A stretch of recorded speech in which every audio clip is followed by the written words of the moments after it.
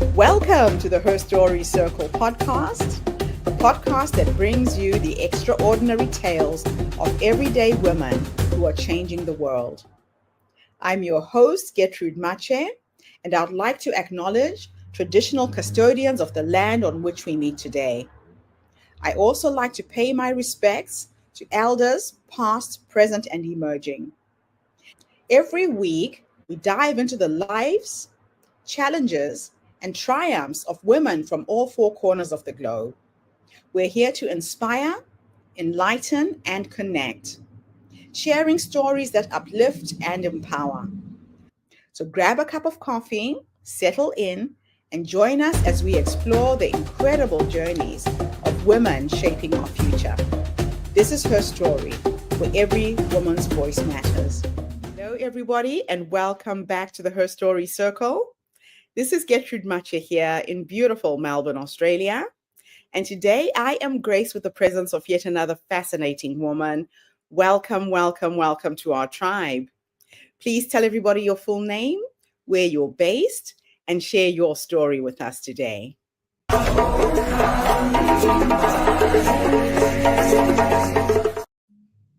Hello, thank you so much for having me here. My name is Larissa Soehn, and I am based out of now sunny Alberta, Canada. It's been miserably cold for the last 6 months, and we're just getting into the warmth. So I'm going to go outside after this and enjoy some fresh air. My name, like I said, is Larissa Soehn, and I started my publishing house 2 years ago, but my story actually started long before that. And this is a story that I tell with a warning flag attached to it. It's I'm going to talk about my miscarriage. And so if that's a trigger topic for you, if that's something that you're not ready to talk about or deal with yet, then this might not be the episode for you. But if you are someone who can relate to this story, my heart goes out to you. I know what you went through. I know what you're going through. And this is how I was able to survive something like that and come out the other side stronger, to the point where I look at my miscarriage as a blessing in disguise, and one that I am now thankful for, which is quite different from where I was. So I'll tell you the full story. So in 2020, my daughter was 3 years old. I was on the eve of my 30th birthday, and I had spent my entire 3 years of her life thinking I'm never going to have another kid. Like, she was one and done. Pushing out that beautiful watermelon was enough for me. Thank you.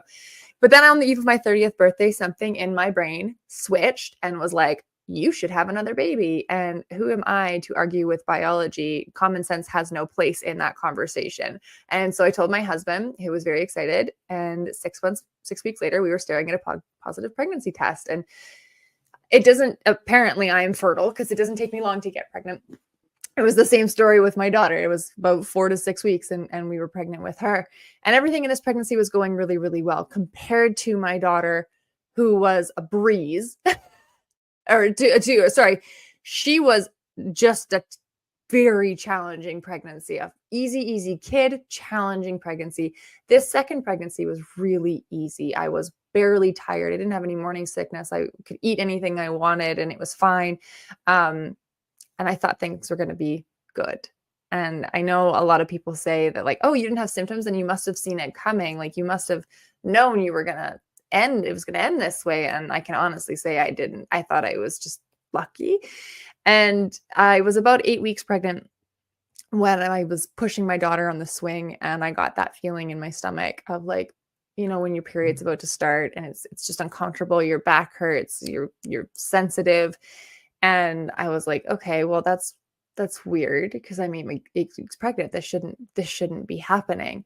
And at the time, I was working in a corporate career. I was very corporate driven. I was climbing the ladder. I was in a petrochemical industry. And so to go through something like this is not something you do private. I had to disclose very early on that I was pregnant to keep myself and the baby protected.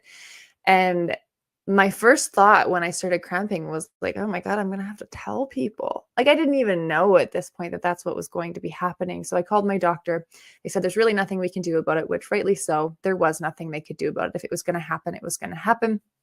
But they said, wait, call us if it gets worse. And in the next week following, it actually got better. It got considerably better. The cramping stopped, the spotting stopped. I started to feel better. I even started to feel some pregnancy symptoms. I was starting to get, like, more tired, more bloating, things like that. And it was starting to pick up.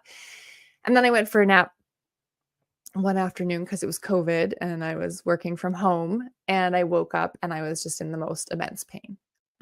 It was quite indescribable. I would akin it to labor. And I knew that's exactly what it was. That's exactly what my body was doing.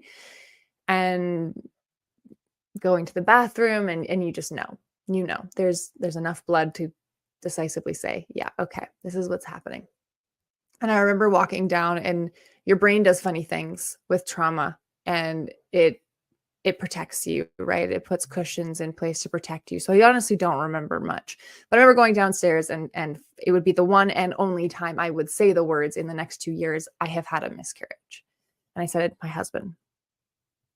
Fast forward a couple of months, I got my 6 weeks off work to heal and get over it, and then go back to work. And again, it's a fairly public affair. Everyone at work knows that of what I had gone through. And it's this air of that you don't talk about it. You don't bring it up. It's not appropriate. Nobody asks you how you're doing. Nobody wants to really go down that road because they don't know how to handle it. And I didn't know how to handle it. I'd never gone through something like this before. And so I just moved on. And I did an incredible job of taking a very thick layer of concrete and putting it over my soul, and just trying to hide the cracks that were forming there, and pretending that it didn't happen and that it was fine and we were just going to move on.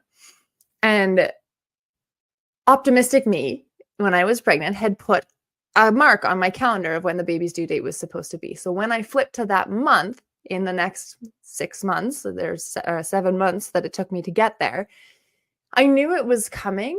And it did something different in my head. And I remember sitting in my office, and I had closed the door, and I was sitting with a knife in my hands. And I was thinking, wouldn't it be so easy to just take a break? Like, just have a nap for a long, long time. And I had this picture, and she's right here, actually, my daughter. That's her. And that was the picture I had sitting on my desk. And something in my head said, look up. Look up before you do what you think you're going to do with that knife. Look up. And I did. And I saw her. And she wasn't staring, like she wasn't smiling in a picture. She was looking at me. She was looking at my soul. And I made the commitment right there that I could not take her mother. I could not do that to her. I couldn't. She was only 3.5 at this point. I couldn't do that. So that was the first time of many that I would call for help. And I would say, I need support. And it took me on a 2-year journey. It took 2 years of being hospitalized, in and out, medicated heavily, 24-hour watch, daily therapy sessions, group therapy, solo therapy, online therapy, before I really came to terms that I did want to be on this earth still. And it was Christmas that saved it for me. It was when I was in the hospital, it was around Christmas time. And we have this tradition in my house where we have this big advent calendar. It's like the size of a wall. And my husband and I buy gifts to put in the days. And I remember it was November 30th and going, oh my gosh, did he do that? Like, I'm not home to do it. I can't do it. And they won't let me out. And rightly, they shouldn't. And so I called him, and he's like, yeah, of course I did it. And it was that moment, again, it was the second time in her 4 years that she would save my life. I didn't want to ruin her Christmases. I didn't want to be that memory that overshadowed Christmas. I didn't want to miss every Christmas. It wasn't even just about her anymore. I didn't want to not do that to her. I didn't want to miss her Christmases. And it became about me. I wanted to live for something, for me, for her. And so I was released 3 days later and put into a home care program, put into therapy. And in a couple of months, by April, I was really freaking bored. I was better. I was definitely on the road, but I hadn't made the recovery yet. And I remember sitting down at my computer. I didn't have much to do on the computer at the time. I'd actually tried to stay fairly far away with it, but I was like, you know what? I'm feeling creative, like weird. I've never written anything in my life, especially not like what I was about to go through. And I just felt this calling to go sit down and write. And in the matter of 8 weeks, I had written an entire sci-fi novel. In the matter of 6 months, I had written 3 sci-fi novels, one of which published 2 months afterwards. And it kickstarted this entire part of my soul that I had no idea I had buried. And I vaguely remember liking writing as a child. That, yeah, that was my go-to. I really enjoyed telling stories. And I had just lost it as an adult. I had lost all that connection to that inner creativity, that inner child that was just screaming to come out. And in the process, that concrete that I had laid over my chest, I was able to peel it back. And what I realized through my writing is that I had to create characters, and this is the same for fiction and nonfiction. We have to go through something. We have to start with a problem and then solve the problem. And in order to effectively do that, I had to solve my own problems. I couldn't make Alexia, the main character of my book, weak forever. I couldn't make her hate her life forever and want to be somewhere else. She had to go fight aliens. She had to go into intergalactic wars. She had to toughen up and find who she was and find her inner strength. And to do that, I had to do that too. So my daughter has saved my life twice. And Alexia Harmon, she brought me back. And now I'm on this path of publishing, and I will never look back. Larissa, what an incredible story. You have built a remarkable career as a best-selling author, and it all came out of adversity, which is just amazing. Your personal story includes overcoming intense personal challenges, including the devastating miscarriage. How did this experience shape your perspective on resilience and mental health, especially in highly pressurized environments?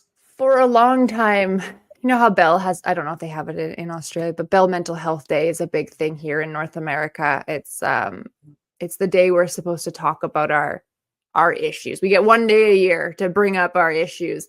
And going through the miscarriage and watching how the people around me reacted and supported me, or lack thereof, was so eye-opening that we are just not there for people, and people are not talking the way they should feel empowered to. When I even started crafting this talk, I want to turn this into a TEDx talk. I want to talk about the value and the heartbreak of miscarriage and what it can do for us. And it's still such a taboo topic. We just have so far to go for women and what we get to talk about.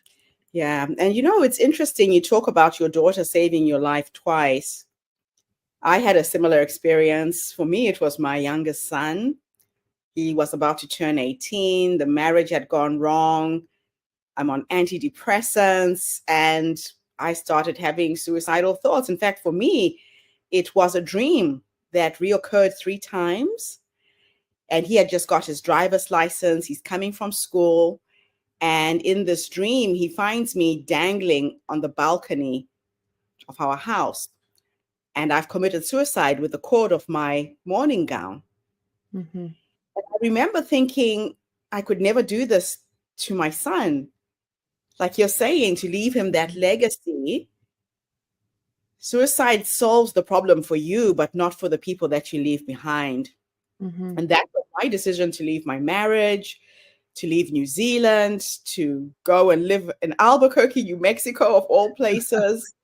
Wow. And I thought I would rather be alive somewhere and not leave that stain in my son's life. So, these are topics that we need to talk about. And for some reason, women are fearful of disclosing their mental health state. We are scared of the stigma. What will people think? What will people say? But we are all going through this. And I think the more we have these conversations, the more we destigmatize mental health issues. So you openly talk about your hospitalization for mental health issues and your recovery journey. What are some of the key steps or resources that helped you navigate this tough period of your life? I was quite lucky. I live in a relatively small town or city, I guess, in Alberta. So getting into the hospital was not a challenge. It also was not an option. And they saw that, like, it wasn't optional. Like, you are going. The hospitalization was interesting. Again, I went into crisis mode, right? I don't remember a lot of that process. I do remember that it was my first intro to group therapy, which I would continue for 4 months afterwards. Every day for 5 days a week, I would go to group therapy. And that was really good at breaking down the barriers of you're not alone. I fully expected to walk into group therapy and find a bunch of, and I'm going to use this very lightly, a bunch of, crazies. And when I walked in and it was a bunch of people like me, I was like, oh, okay, this is a safe place that I can be. And it was probably one of the turning points of like, I need to be that voice, because I needed me when I was going through it. I needed to look at someone that was like me, who on the outside had everything, like a 6-figure job, a beautiful daughter, a happy marriage, great house, great car, suburban wife. I was a marathon runner. Like I was doing it all. And yet I was at this spot where I was ready to end it all. Yeah. And I needed that voice. So that was, the group therapy was wonderful for finding my voice. Okay. The thing that has made the biggest difference has actually been my spirituality. I was not a spiritual person in my upbringing. It was the exact opposite, almost quite negative. And in the past, I would say 6 months, I've really tapped into the universal powers and my version of spirituality. And I've been able to create what I need in this space to give me something else to lean into. That has made a huge difference. That one that I would not, like, I don't hear a lot of people, like they recommend like finding God and things like that, but it goes so much deeper for me, even in guidance. So, yeah. Now, during your recovery, how important was the support from your family and your professional network? And what role did they play in helping you find your footing again?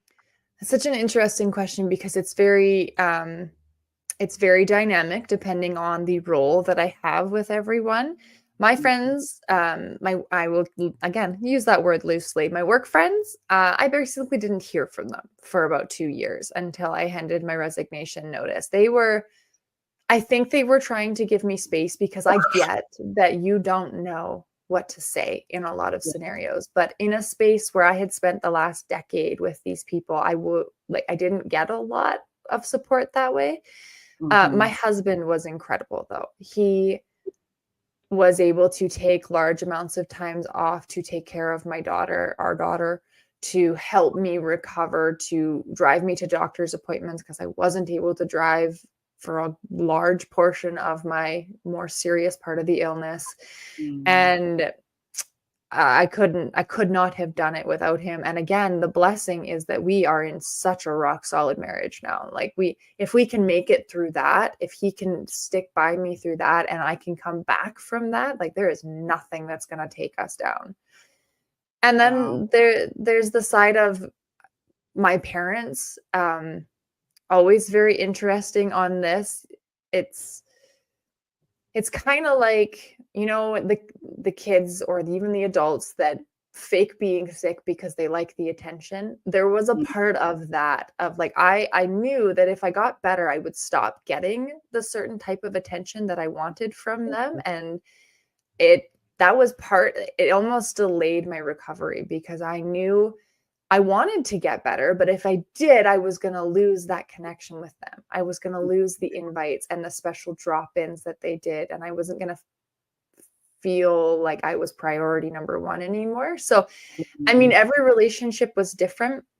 In the end, they all played their role in my recovery. But I took something different from all of them. Now, let's talk a little bit about the pressure women are put under to quickly get over a miscarriage.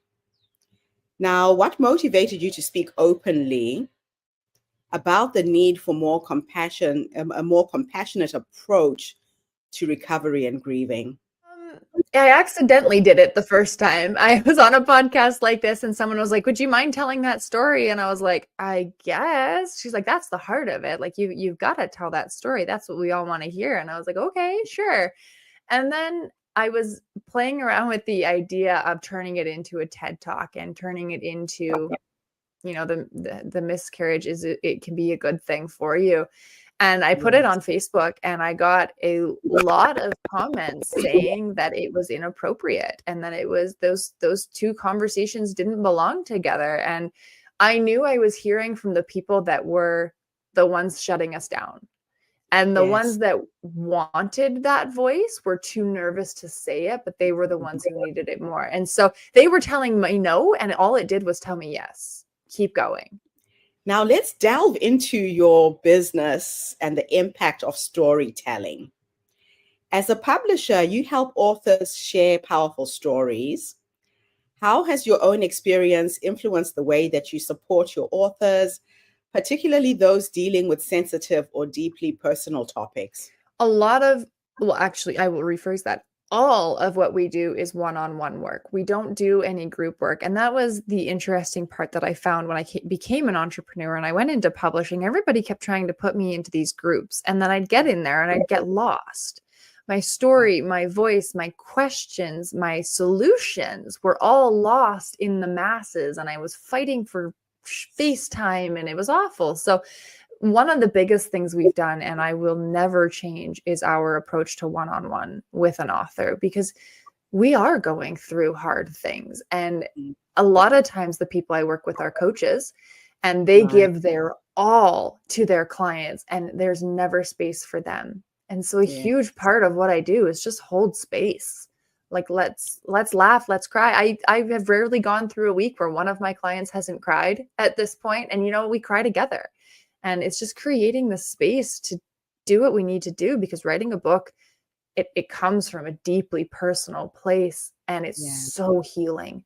And that's what I have to create space for. Yeah, writing is cathartic. It's just an incredible experience. For those of you out there who haven't written a book yet, writing is cathartic. It does something for your soul. So I'm really happy that you're hand-holding people through this process. Motherhood and career. Balancing a demanding career with motherhood is a topic that many of our listeners can relate to. How do you manage these roles? And what lessons have you learned about balancing personal and professional life? Can I say not well? How am I balancing it? Not well. That's not entirely true. It's certainly better than I was in corporate, where I would go from 9 to 5. I wouldn't see my daughter for 12 hours of the day. I'm able to drop her off at school when I need to, pick her up when I need to, meet her off the bus stop. Now that it's summer, we disappear for weekends on end and go into the woods and pretend we're bush people. But the most important thing that it has taught me is to lead by example. I was miserable in corporate, and yet I thought it's what I had to do because it's what my parents had done, grandparents, everyone around me had done it. I came from an oil town. Like, that's what you do. You go into corporate. And I look at my parents, and they worked for 40 years or 30 years, and they slave drived and they fought all the time, and they were always arguing over money.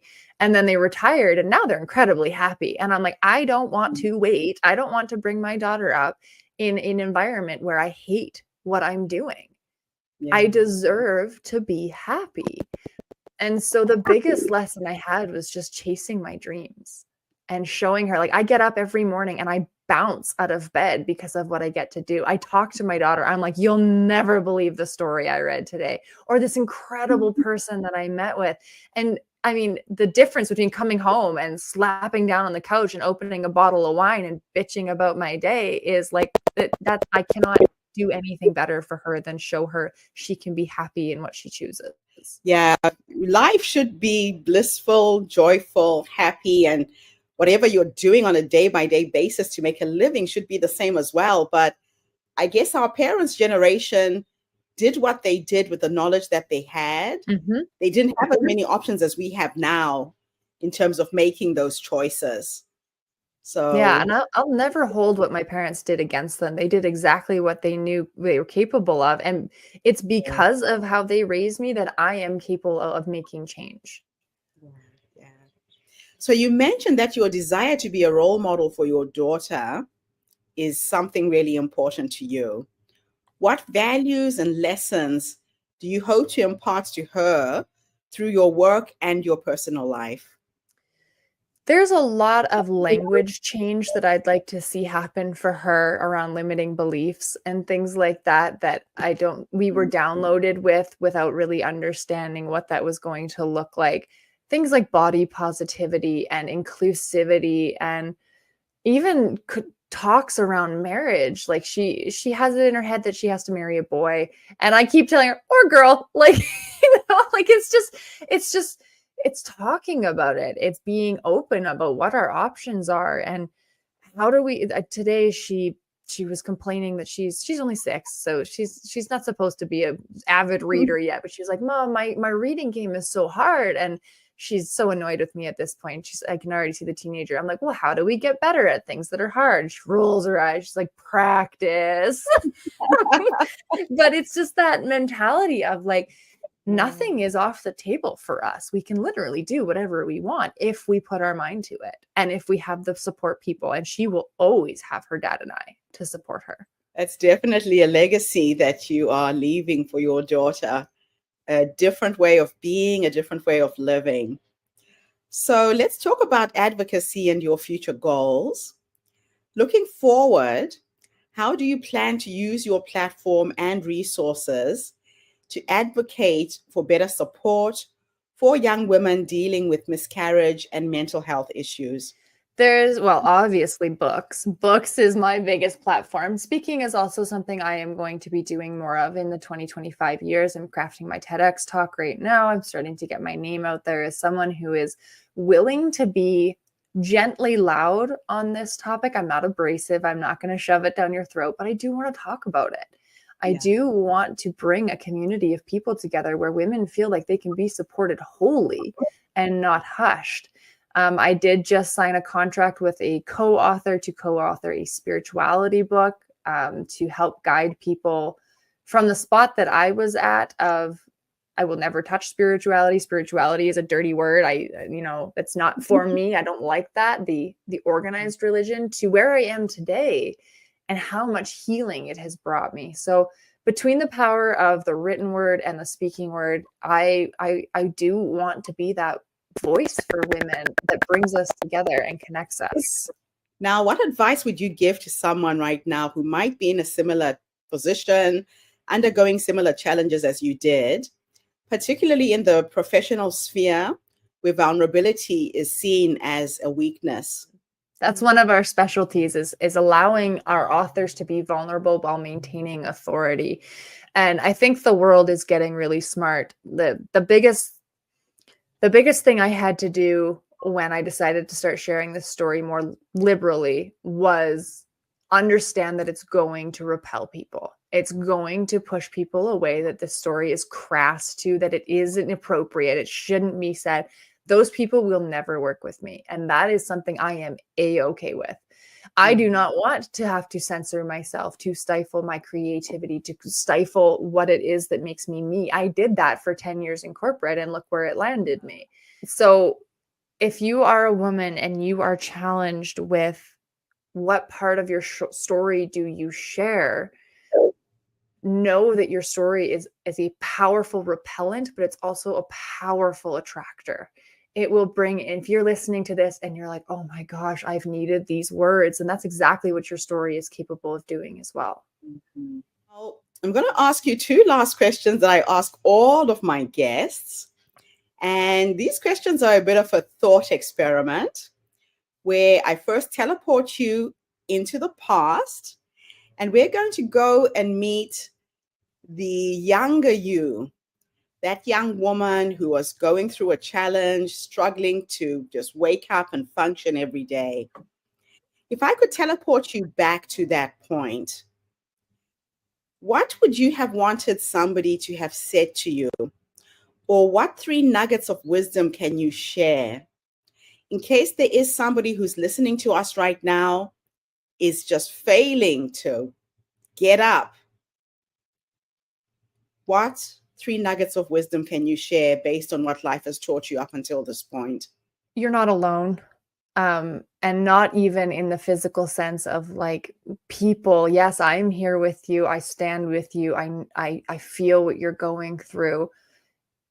But there is something bigger than us protecting us and guiding us and giving us exactly what we are capable of handling. And if you were like me and it was that miscarriage that needed to wake me up, then give it time. You don't have to see it as something beautiful right now, and you shouldn't see it. You need to grieve. You need to go through the process of understanding that not only did you lose a life of an unborn child, but you lost a life of what you expected to see for yourself. Grieve that, but know that on the other side of that grief, there is something bigger waiting for us. That's nugget number one. Nugget number two would be, eventually this tragedy will become your hero story. It will become the defining moment that you get to turn it around, and you get to be in my shoes, and you get to be sharing the story of how that miscarriage saved my life. It absolutely saved my life. And I wouldn't have changed it for the world, because I had to go through what I went through to become who I'm capable of being. And I would never have met me, my inner me, my upper me, my higher me, without going through that. That's number two.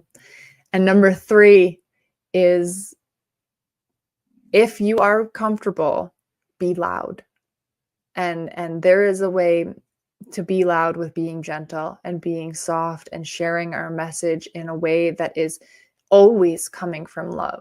I've never shared this story out of anything other than love for myself, for my family, for my daughter, for you, because we deserve love, and we deserve to be communicated with love. And eventually you can be that voice of love and bring whatever scenario you have and you've gone through to the world, so that the people like you feel your love. Wow. Now that is powerful. Thank you. Now I'm going to Absolutely. teleport you into the future, and we're going to meet the 100-year-old you, maybe even the 120-year-old you. With science and technology, we're going to live a much longer life. If I could take you into the future to meet this wise woman, she's sitting in her rocking chair, surrounded by her daughter, her grandchildren, her dogs, her cats. If you could go and meet the future you, based on how she has guided you up until this point, what will you say to her when you finally meet her? You go, girl. I think the trajectory that I'm on is of extreme awakening. And in the last 3 years since having my miscarriage, I am an entirely different person. So who am I going to be in 60 to 70 to 80 years? That's like unthinkable at this point, of how much growth I'm going to have. I hope that future Larissa never stops experiencing, never stops surprising her husband with weird things that I want to do that change the whole trajectory of our life, because I am very good at that.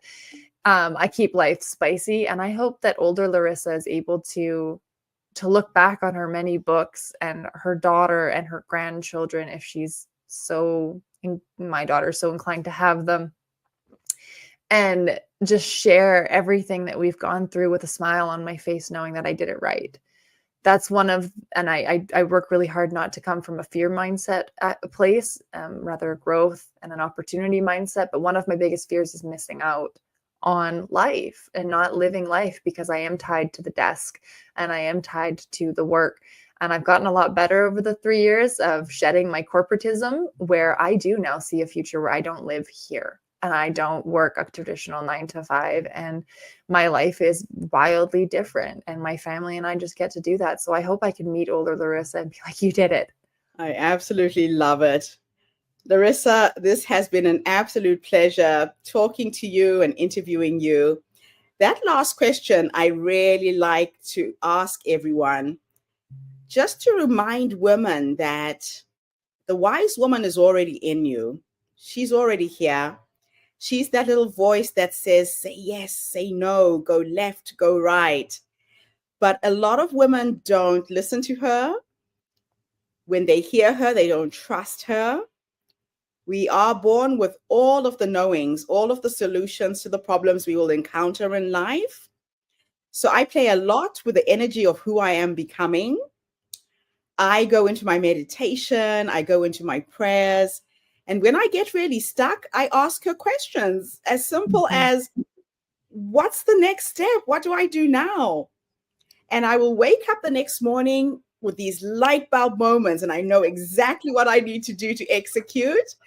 Or I talk to other people, I talk to other women, and somebody will say one thing and the next one will say the next thing. And before I know it, it's like pieces to my puzzle come together really, really quickly and easily.